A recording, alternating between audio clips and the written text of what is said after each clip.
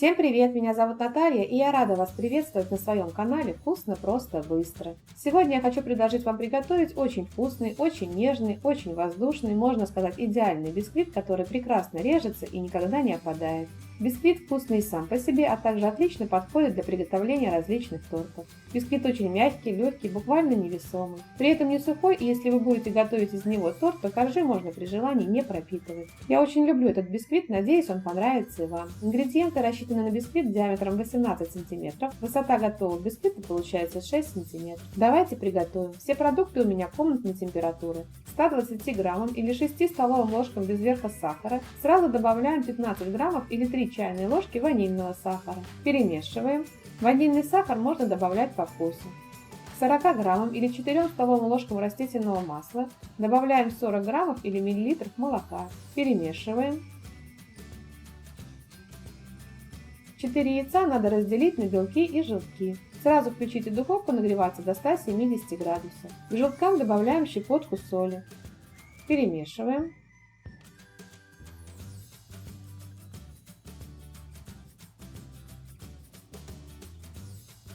К белкам тоже добавляем щепотку соли.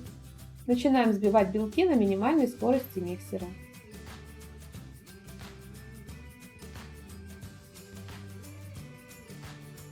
Когда белки взобьются в пену, увеличиваем скорость миксера до средней и в 3 этапа добавляем к ним сахар с сахарной пудрой.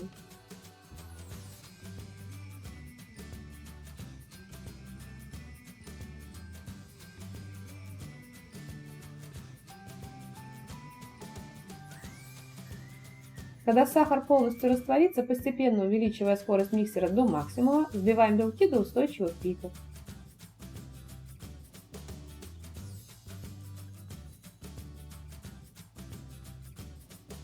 Вливаем растертые с солью желтки.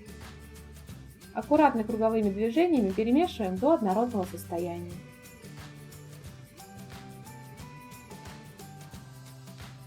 Долго перемешивать не надо, как только масса стала однородной, достаточно. Просеивая, добавляем 120 граммов или 6 столовых ложек без верха пшеничной муки. При желании, если не уверены, можно добавить 1 чайную ложку, это 5 граммов разрыхлителя для теста. Я не добавляю. Аккуратно перемешиваем.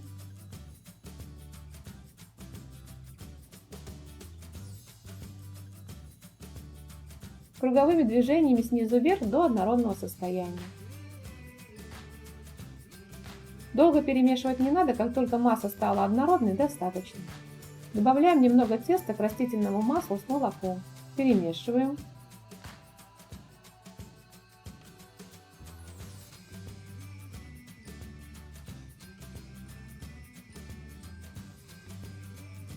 Еще немного теста. Перемешиваем до однородного состояния. Добавляем столько теста, чтобы масса не была сильно жидкой или сильно густой. Вот такого состояния должна быть смесь. Переливаем смесь в тесто. Перемешиваем аккуратно круговыми движениями до однородного состояния.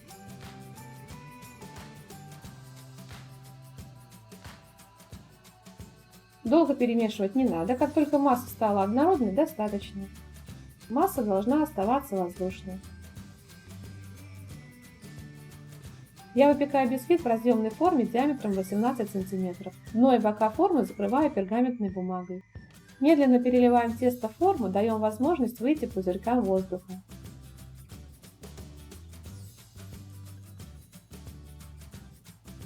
Разравниваем. Вставляем в центр палочку до дна и, не отрывая от дна, рисуем палочкой спираль по часовой стрелке.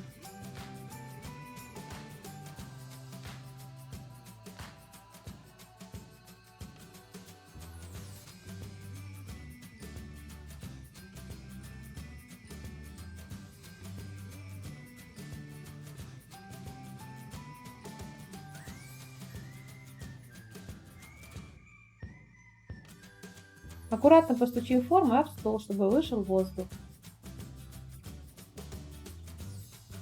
Убираем выпекаться в заранее разогретую до 170 градусов духовку на 40-45 минут. Пока бисквит выпекается, духовку открывать нельзя. У меня бисквит выпекался 42 минуты.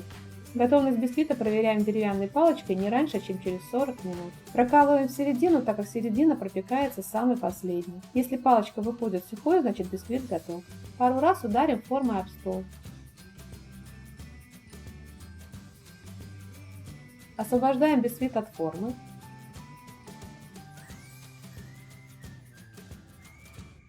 Убираем пергаментную бумагу.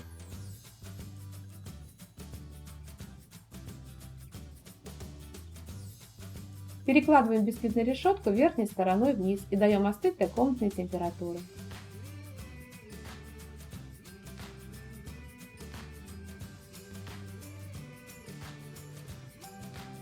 Бисквит очень вкусный сам по себе, его можно просто есть без ничего. Если вы планируете на его основе приготовить торт, то остывший бисквит заверните в пищевую пленку и уберите в холодильник минимум на 2 часа, а лучше на ночь. Если вам понравился рецепт, тогда делитесь этим видео с друзьями, ставьте лайки, пишите комментарии. Подписывайтесь на мой канал, смотрите мои другие видео, мне будет очень приятно. Желаю вам приятного аппетита и отличного настроения.